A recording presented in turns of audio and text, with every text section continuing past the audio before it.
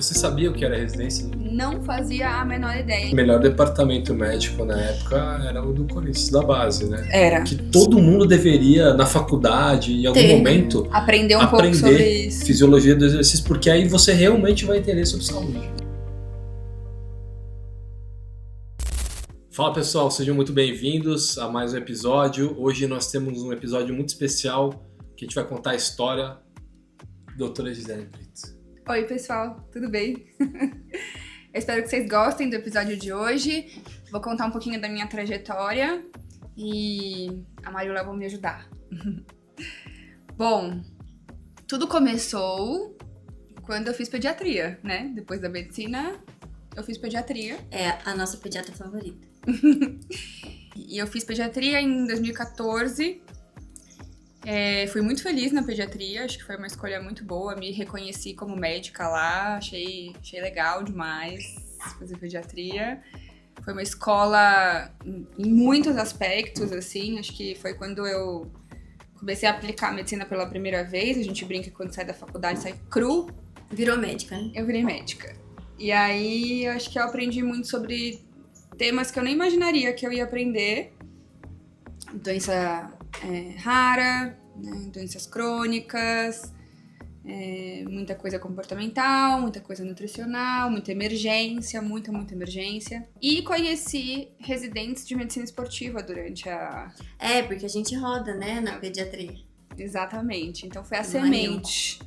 Quando você era residente de pediatria, Você viu os R1 da medicina esportiva. Você sabia o que era residência? Não fazia a menor ideia, inclusive eu alugava os residentes do tipo, o que você faz? Sabia onde vivem, o que comem? Eu não sabia o que eles faziam. E aí eu achei interessante, mas eu tava muito feliz com a minha escolha da pediatria e segui em frente. Mas entendi que existia um mundo além, porque eu acho que lá em 2014, né, há 10 anos atrás, 11 anos, a gente tinha uma visão das grandes áreas, né? Então tinha a cirurgia, a pediatria, a clínica médica, GO, rádio, ortope e dermato. E psiquiatria, que era concorrente. Pô, 2014 eram os meus residentes, hein? Eu era preceptor. Era seu residente. Os meus residentes. Eram bons residentes. Eram 3 que eu lembro que eu rodei junto. Paula Benayon ou não? Não. Guilherme Dilda? Dilda, o Broqueto e a Camila. 2014 eu tava no segundo ano da faculdade. E aí, terminei a pediatria, foi o primeiro ano que foram 3 anos.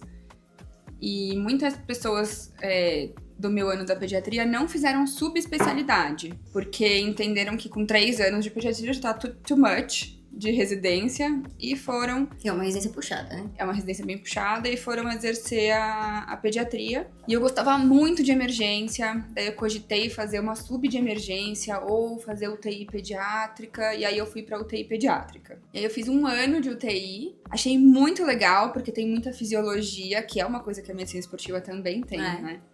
Então, trabalha muito a fisiologia respiratória, cardiovascular, enfim, fisiologia de monte, mas a gente amadurece um pouquinho e o que na faculdade é tudo muito interessante, a gente tem que extrapolar pra vida, né? Como eu vou querer viver, como eu vou querer o meu dia a dia, que temas que eu acho interessantes. E a prática é diferente da teoria, né? E a prática é diferente da teoria. E aí, aquela semente que havia sido plantada começou a germinar. Então, quando eu comecei a entender que o que eu queria era um pouco mais preventivo do que curativo, que é um pouco do propósito da UTI, eu fui procurar, primeiramente, claro, subespecialidades pediátricas. Então, a primeira coisa que eu procurei foi endocrinopediatria. E na endocrinopediatria, que tem muito a ver com o que eu faço hoje, tenho muita relação com muitos endócrinos, lá no hospital que eu tava, no hospital de referência, né, no Instituto da Criança, dentro do HC, eu continuava com muita doença crônica, continuava com muita doença rara. Porque no HC chegam os casos mais graves do país, né? Então, chega assim, gente de fora até do Brasil pedindo tratamento. É super específico o paciente de lá.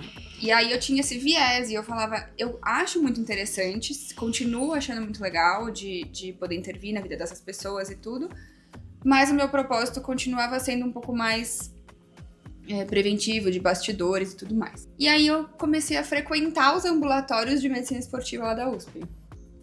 E fui em alguns simpósios também, inclusive do Bruno Gualano, que depois veio a ser meu orientador de doutorado, agora é orientador da Mari. E nesses simpósios e nesses ambulatórios que eu acompanhei, eu achei sensacional a proposta, porque é uma consulta clínica, não é uma proposta cirúrgica, é uma consulta clínica, que visa abordar tantos aspectos, tantos departamentos da saúde da pessoa atleta, amadora ou profissional, e que causam intervenções que eu achei interessantes e novas, apesar de ter uma bagagem considerável da pediatria. Eu achei muito interessante e aí resolvi arriscar e prestar. E aí eu migrei. Que é legal, é interessante falar, mas a subespecialidade de pediatria, em geral, o consultório não é só da subespecialidade, né? Você tem que dividir com mais alguma coisa. E acho que aí, por que não dividir também com medicina esportiva? Exato, né? Exato. Na subespecialidade da pediatria, muitas pessoas acabam juntando com puericultura e trabalhar um pouquinho da especialidade. Então, exatamente isso. Eu falei, vou aberta, vou conhecer a medicina esportiva como ela é, mas pode ser que eu queira dar o foco para o mundo pediátrico. E foi exatamente isso que acabou acontecendo. A minha intenção de início não era exatamente essa. Eu fui bem aberta mesmo para conhecer a medicina esportiva. E foi muito desafiador em vários sentidos, porque eu já tinha uma certa bagagem, eu já trabalhava por conta, eu já tinha uma vida, de certa forma, encaminhada, assim. Se eu quisesse parar ali a minha formação, eu pararia. Muita gente fez isso e tá tudo bem. Inclusive, muita gente fez isso. E aí eu voltei para uma residência médica de acesso direto e foi desafiador em vários aspectos, mas foi muito interessante. Você chegar num lugar de R1 com uma maturidade maior é muito interessante. A gente aproveita de uma forma diferente, assim, a formação. E aí, a primeira vez que eu fui examinar um adulto de novo, foi super estranho. Que pessoa grande, que demora pra se movimentar, né? A criança ágil e tal. E aí foi isso, a residência de medicina esportiva tem um tripé, vejam se vocês concordam, a gente fez a mesma residência, mas pra mim é um tripé cardio, ortop e pneumo. Aí tem algumas coisas que margeiam, então tem muita nutro, tem um pouco de psiquiatria, sono, comportamento, dor. Eu colocaria assim, eu acho que tem cardio, eu acho que é uma boa parte. Eu acho que ortopedia, principalmente a parte clínica, né? Parte clínica, claro. Um pouco de trauma, muito mais a parte ortopédica mesmo, né? A gente não opera, a gente não gosta de operar.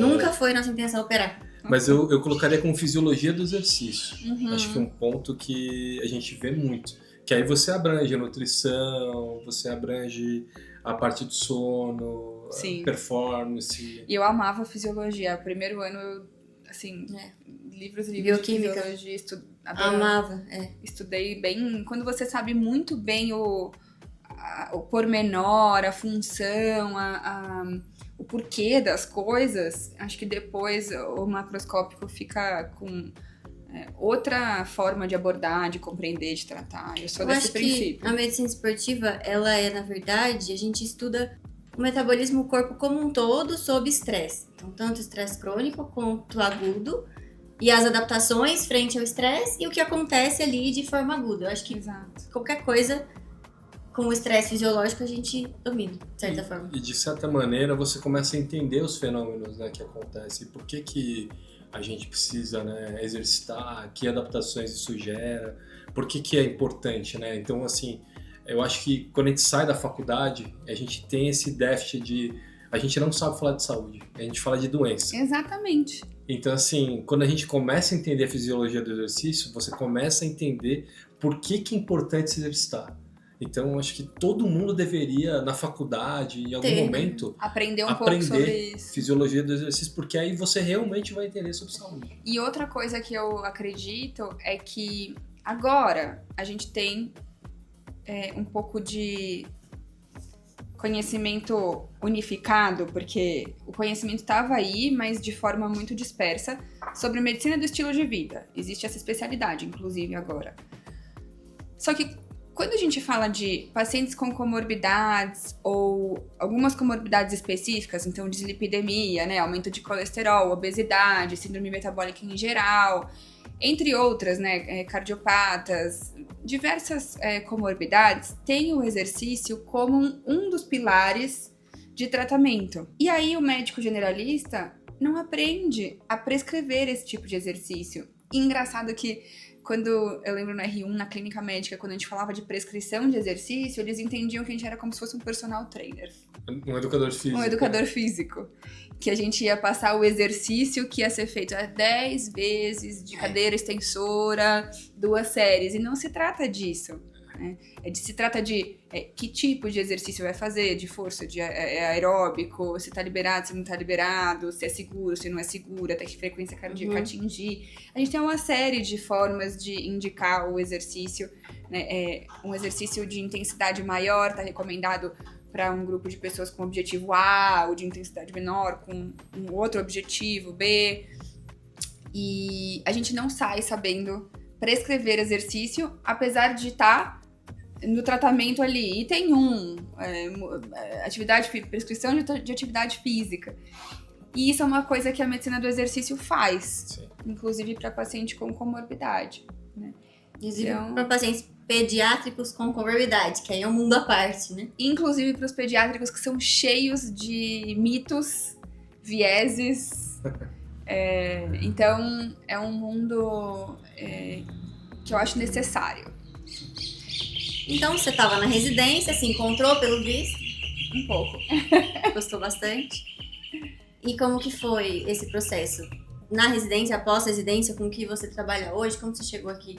Bom, no meio da residência de medicina esportiva, que eu já era uma pediatra formada, né, com uma encaminhada ali de UTI, eu comecei a trabalhar como pediatra em consultório e comecei a aplicar já os meus conhecimentos de medicina esportiva dentro do contexto pediátrico. E aí eu fui entendendo que eu tinha que estudar além também, porque a medicina esportiva, ela é, assim como toda medicina, baseada em adultos. Aí se você quer aprender criança, você faz pediatria. Se você quer medicina esportiva pediátrica, você tem que procurar essa aplicação, porque é um pequeno nicho dentro de um mundo, de um universo vasto, né? Sim.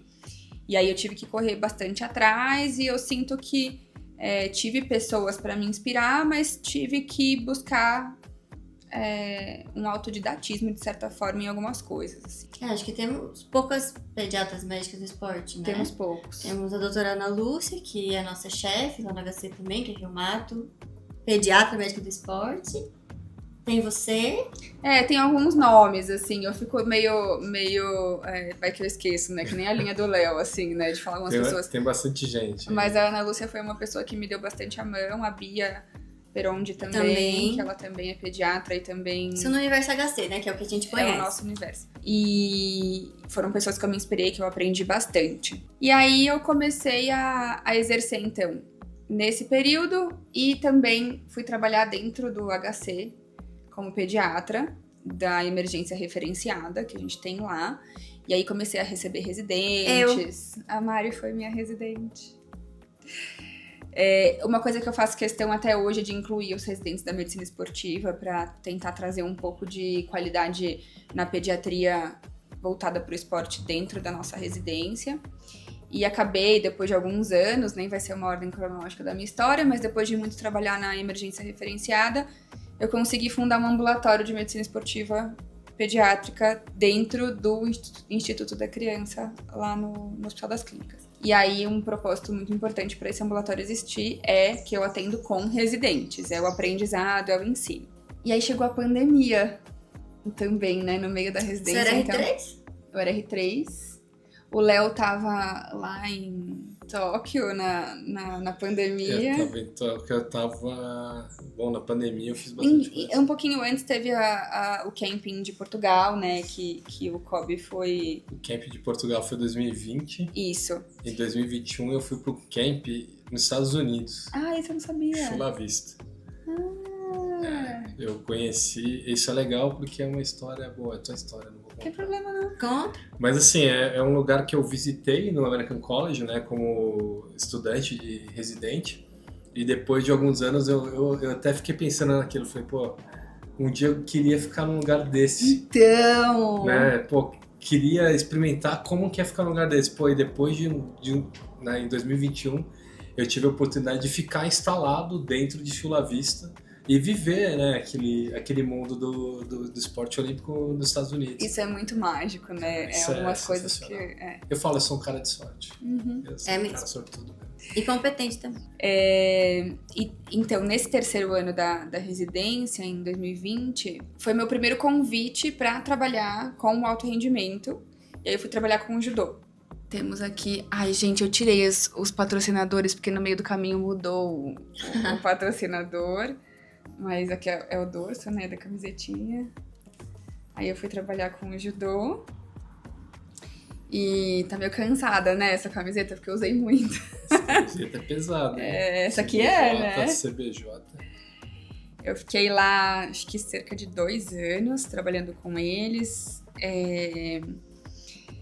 Foi uma escola muito maravilhosa, porque eu sinto que eu podia aplicar os meus conhecimentos do meu jeito, acolhedor, e foi um lugar que isso foi muito bem visto, e eles me davam de volta muito feedback, muito como fazer, porque cada esporte você atua de um jeito. Eu lembro que o Ney era o chefe ali da delegação, e aí um dia ele me ligou e me contou, luta é isso, confronto é isso, tinha cada nomenclatura de cada coisa, e tem pormenores que a gente já sabe, mas que eles deram uma super apoiada, assim, ninguém não teve aquela hostilidade, assim, você tem que, parte do precedente que você tem que saber. Então, regra de quantas vezes entrar no tatame, quando entrar no tatame, quando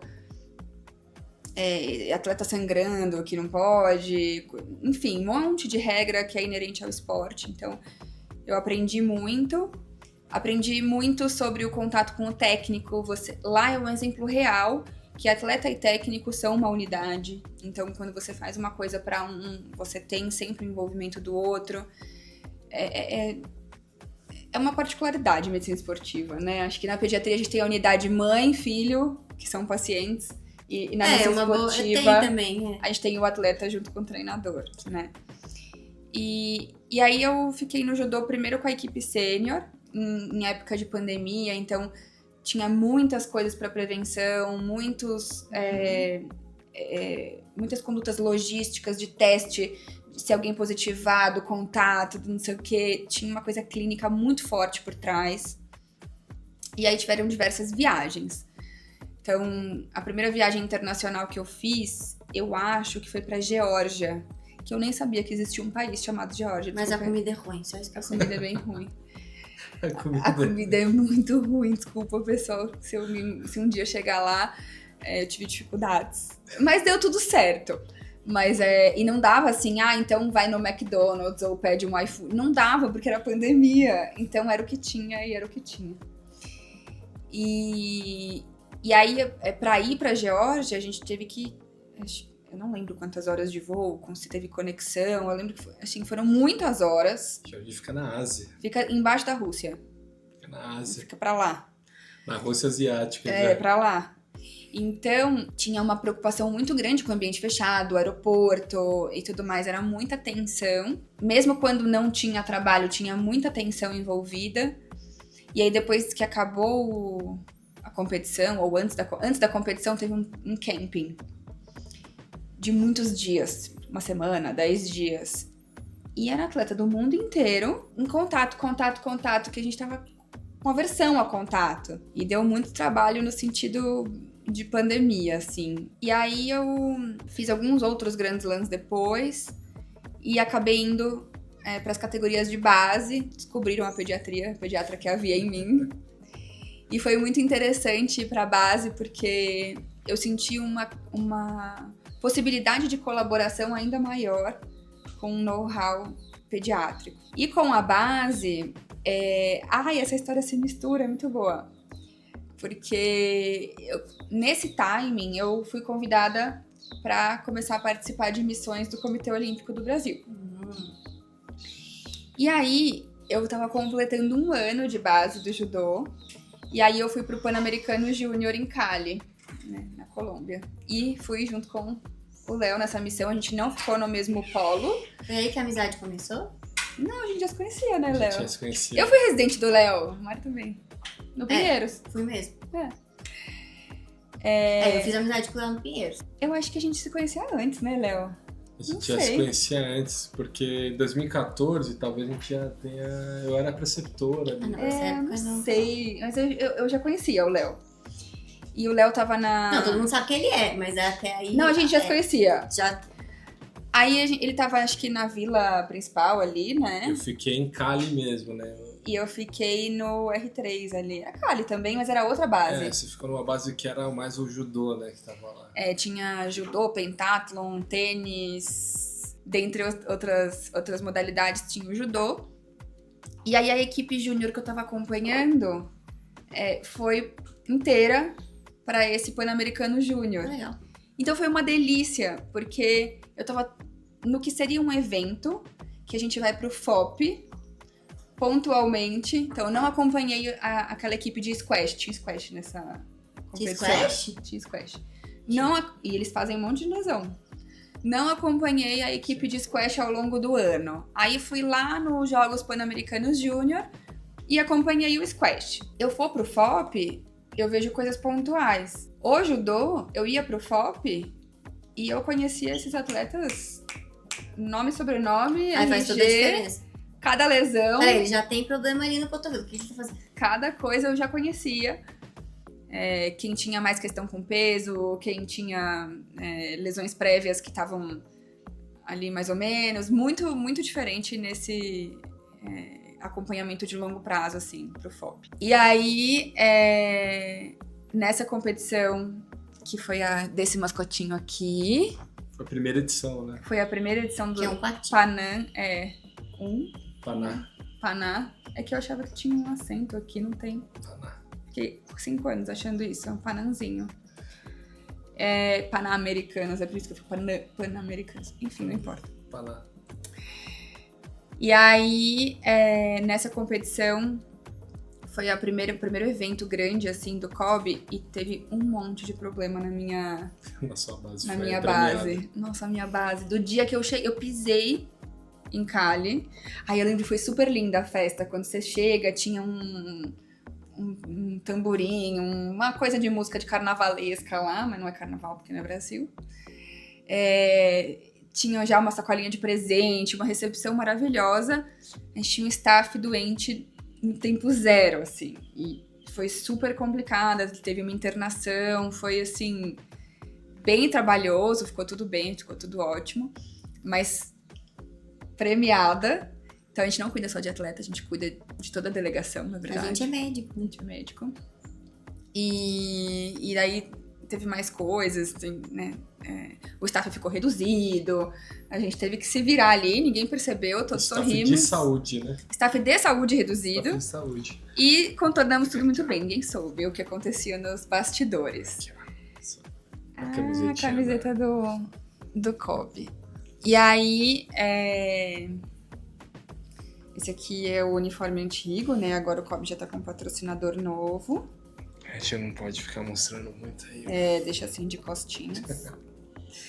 Deixa de costinhas aqui. Mas é um orgulho, né? É um orgulho. Vestir essa camisa aí. É um orgulho. E assim, o time Brasil, você se identifica e trabalha junto, não é só com o seu staff de departamento médico, é com a equipe de organização, de eventos, que tá ali no crachá, que tá ali em cada função ali é uma união, né? É muito legal, um propósito, assim. E é muito legal porque você tem que se preocupar com a sua área, né?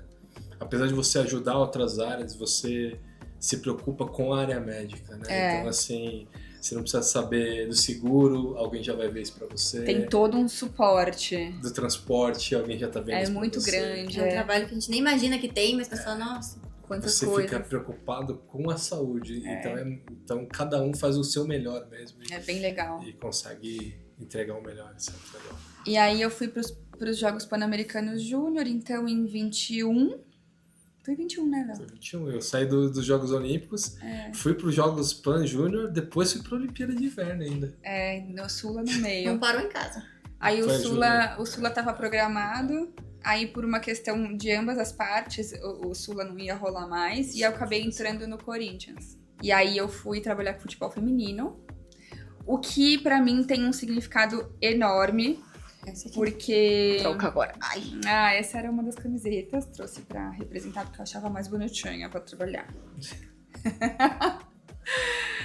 Mas eu joguei futebol na infância. Você era do futsal na faculdade, né? Eu era do futsal na faculdade. Ninguém sabe disso, as pessoas acham que eu sou a pessoa mais, sei lá, do balé. E eu fui ginasta na infância. E joguei futsal. E quando eu era criança, eu tinha que achar menino, achar quadra, achar time pra jogar. Então, ter times femininos crescendo pra mim foi maravilhoso trabalhar dessa forma. E fui pra base. Fui trabalhar com as meninas da base. Foi maravilhoso como propósito, como time. O nosso departamento era muito redondo, o fisioterapeuta era um parceirão. Depois a gente tinha mais uma fisioterapeuta parceirona.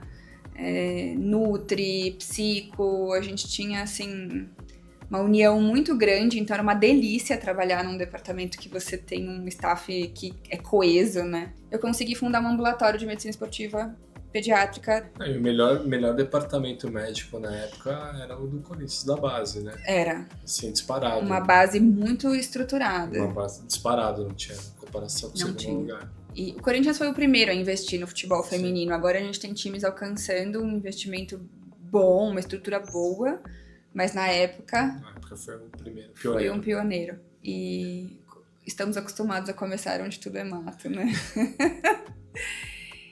E aí, lá no Corinthians, eu encerrei o ano.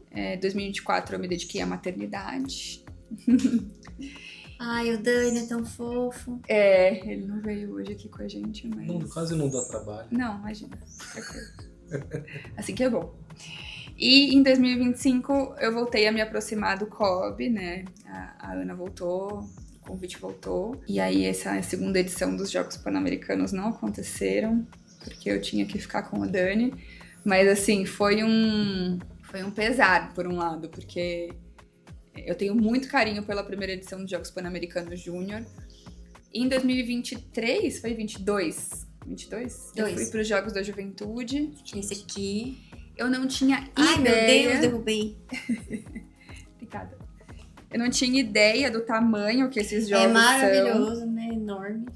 É enorme, acho que passaram 4 mil pessoas, 4 a 5 mil pessoas pelo nosso cuidado. Organização enorme, um primor, assim, das coisas que acontecem lá. E eu vi atletas que eu acabei tendo um acompanhamento longitudinal, porque eu vi na base, eu vi nos Jogos da Juventude, e hoje eles são sêniores. Então eu vejo competindo a Bianca. A Bianca tava nesses Jogos da Juventude. Uhum. Uma atleta sênior do judô hoje. Que é isso? Uhum. Que é do Pinheiros.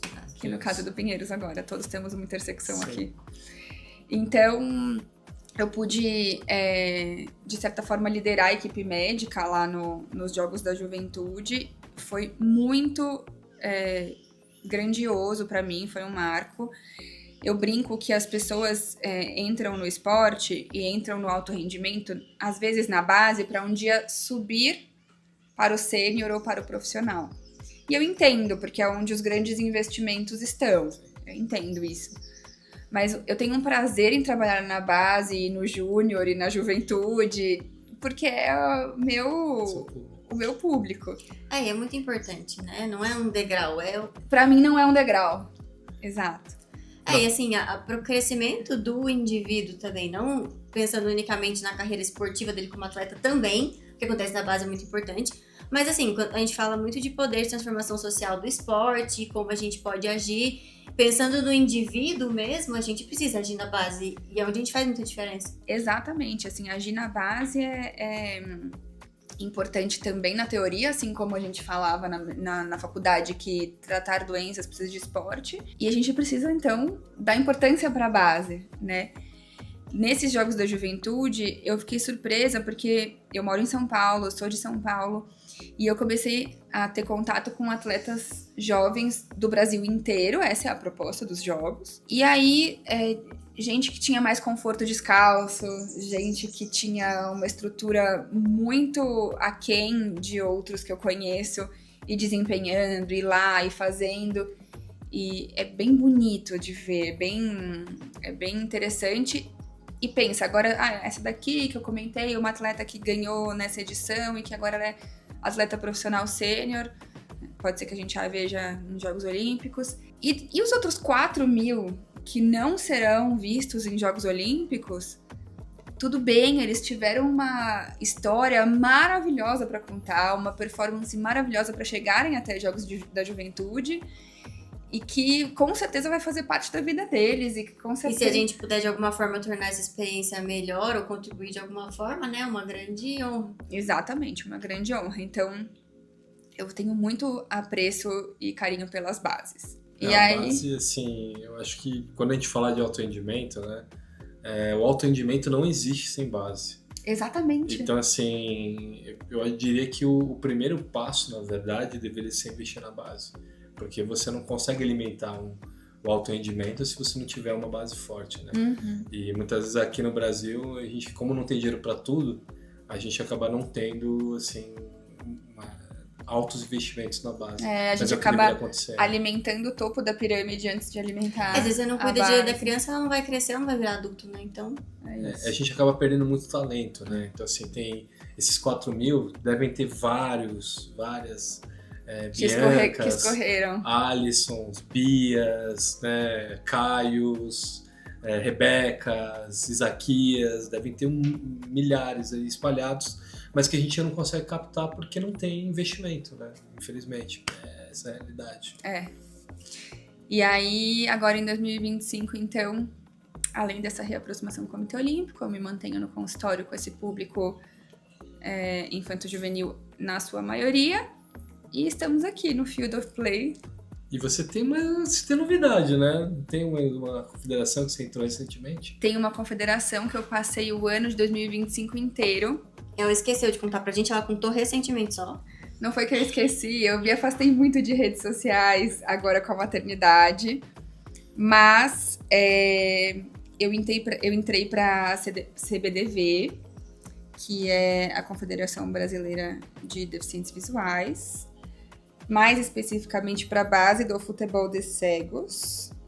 Essa camiseta aqui, na verdade, é do futebol de cegos feminina, que também entrei este ano, mais tardiamente do que a base do masculino. E é o Paralímpico, né? Eu separei um pouquinho as histórias pra gente comentar, porque a gente fala muito de esporte olímpico, e entrar no Paralímpico foi um marco esse ano. Totalmente diferente. São atletas que sempre vão ter alguma comorbidade. Eles se tornaram paralímpicos por alguma razão. Então é um compêndio de medicina trabalhar na CBDV, é muito interessante. São atletas pacientes, né? São atletas pacientes.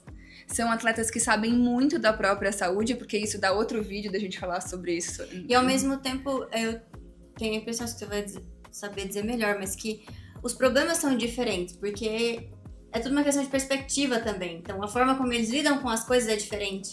Eles já estão acostumados a carregar alguma coisa, então eles lidam com tudo que vem de uma forma diferente. É tudo diferente. Os esportes são outros. A gente não tem goalball sem o Paralímpico. A gente não tem futebol de cegos sem o Paralímpico. São outros esportes. Sendo outros esportes, são outras comorbidades, são outras lesões. Foi um ano de muito aprendizado. E ver a superação desses atletas é muito motivador. É diferente trabalhar com eles. Bem legal, bem legal. Então, eu diria que você é a médica do esporte mais inclusiva que tem. Porque você trabalha com crianças, adolescentes, Adultos. adultos, mulheres, homens, olímpicos e paralímpicos. Dá pra Viu? colocar mais alguma coisa ali? Acho que tá bom. Tá bom, né? Mas assim, é impressionante, né? É bem diversificado. Eu acho que eu agradeço isso a uma formação diversificada que eu tenho também.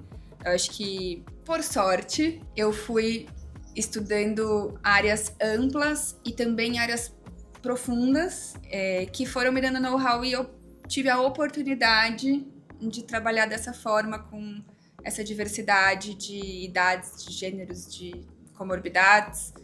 E eu tenho muito orgulho de tudo isso, assim, sou bem, É pra ter bem mesmo. grata. Parabéns. Tenho orgulho de ser sua amiga também, tá? Obrigada, eu também tenho. E aí eu me uni a essas pessoas maravilhosas aqui pra gente trazer um pouco de conhecimento pra vocês.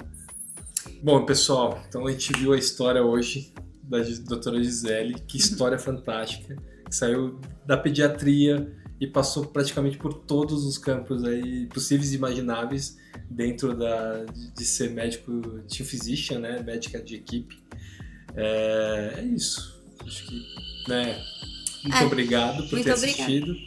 Se vocês puderem dar um like, né? Curtirem, gostarem do material, compartilhem, se inscrevam no canal ali, porque a gente vai trazer mais informações para você. Até a próxima. Até mais.